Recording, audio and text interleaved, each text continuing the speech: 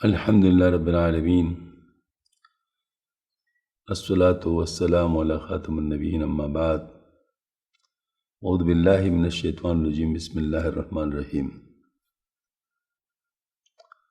وَإِذْ قَالَ مُوسَىٰ لِقَوْمِهِ يَا قَوْمِ إِنَّكُمْ ظَلَمْتُمْ أَنفُسَكُمْ بِاتِّخَاذِكُمُ الْعِجْلَ فَتُوبُوا إِلَىٰ بَارِئِكُمْ فَاقْتُلُوا أَنفُسَكُمْ ذَٰلِكُمْ خَيْرٌ لَكُمْ عِندَ بَارِئِكُمْ فَتَابَ عَلَيْكُمْ إِنَّهُ هُوَ التَّوَّابُ الرَّحِيمُ۔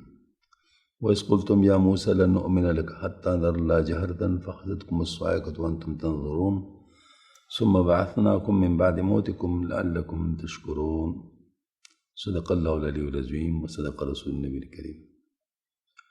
اور جب موسیٰ علیہ السلام نے اپنی قوم سے کہا تھا کہ اے میرے قوم، حقیقت میں تم نے بچھڑے کو معبود بنا کر خود اپنی جانوں پر ظلم کیا ہے، لہٰذا اب اپنے خالق سے توبہ کرو اور اپنے آپ کو قتل کرو، تمہارے خالق کے نزدیک یہی تمہارے حق میں بہتر ہے۔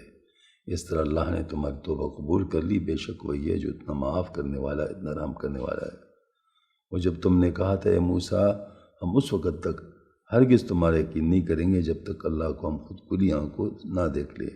نتیجہ ہوا کہ کڑکے نے تمہیں اس طرح پکڑا کہ تم دیکھتے رہ گئے، پھر ہم نے تمہیں تمہارے مرنے کے بعد دوسری زندگی دی تاکہ تم شکر گزار بنو۔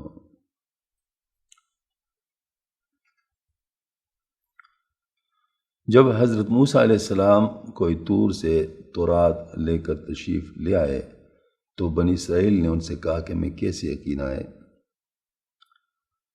کہ واقعی اللہ نے ہمیں اس کتاب پر عمل کرنے کا حکم دیا ہے۔ شروع میں ان پر حجت تمام کرنے کے لیے انہیں اللہ تعالیٰ نے براہ راست خطاب فرما کر تورات پر عمل کرنے کا حکم دیا، مگر وہ کہنے لگے کہ جب تک ہم اللہ تعالیٰ کو آنکھوں سے نہ دیکھ لیں گے ہمیں یقین نہیں آئے گا۔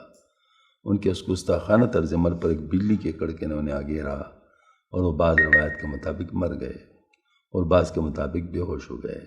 پھر اللہ تعالیٰ نے دوبارہ زندگی دی۔ اس واقعے کی تفصیل بھی انشاءاللہ سورہ اعراف میں آئے گی۔ اللہ جل شانہ ہمیں ایسے انجاموں سے بچائے۔ اصل میں واقعی عجیب قوم تھی، یعنی اتنے کلی نشانیاں دیکھنے کے باوجود پھر گستاخیاں بڑھ رہی تھی۔ اس سے اندازہ ہوتا ہے کہ انسان کے اوپر جب اللہ تعالیٰ نعمتوں کو کھول لیتا ہے تو بعض دفعہ وہ بجائے اس کے کہ وہ اللہ پاک کے قریب ہو جائے، اس کی وجہ سے بھی انسان ناشکری کر کے دور ہو سکتا ہے۔ تو ان کے اندر یہی بات تھی کہ ان کو اللہ پاک نے اتنی نعمتیں دی کہ وہ اپنے آپ کو کچھ سمجھنے لگے، یعنی نتنی ان کے ہوتے تھے، فرمائشیں ہوتی تھی۔ حالانکہ اللہ تعالیٰ تو غنی ہے، اللہ پاک کسی کا محتاج تو نہیں ہے، لیکن یہ جو ہے نا اپنے آپ کو کچھ سمجھتے تھے۔ لہٰذا یہ جو ہے مطلب یہاں پر بھی یہی بات ہوئی کہ موسیٰ علیہ السلام تورات لے کے آئے۔ اب موسیٰ علیہ السلام کے ہاتھ پہ جو نشانیاں ہوئی تھی وہ سارے کے سارے ان کے سامنے تھی۔ پھر اللہ پاک نے ان کو فرعون سے نجات دی تھی موسیٰ علیہ السلام کے سرپرستی میں، اور بھی بہت ساری نشانیاں انہوں نے خود دیکھ لی تھی، لیکن اس کے باوجود وہ کہتے تھے کہ ہمیں یقین اس وقت آئے گا جب ہم اللہ تعالیٰ کو خود اپنے آنکھوں سے دیکھیں۔ اب موسیٰ علیہ السلام نے اللہ پاک کو دیکھنے کی خواہش کا اظہار کیا تھا تو اللہ پاک نے ان سے فرمایا لن ترانی، تو باقی لوگ کیسے اللہ پاک کو دیکھ سکتے تھے؟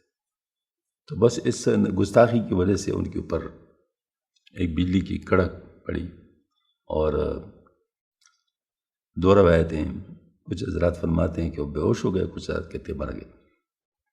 دونوں صورتیں میں ہوش میں ملانا بھی اللہ پاک کی قدرت میں ہے اور موت کے بعد زندگی بھی اللہ پاک کی قدرت میں ہے۔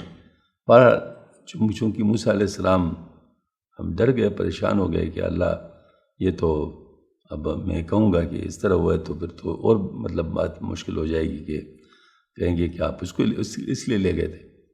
ہاں جی، تو پھر اللہ پاک نے ان کو دوبارہ زندگی عطا فرما دی۔ یہ واقعہ انشاءاللہ جو ہے نا مطلب آئے گا سورہ اعراف میں انشاءاللہ۔ اللہ جل شانہ ہم سب کو ایسے انجاموں سے بچائے۔ وآخر دعوانا الحمد للہ رب العالمین۔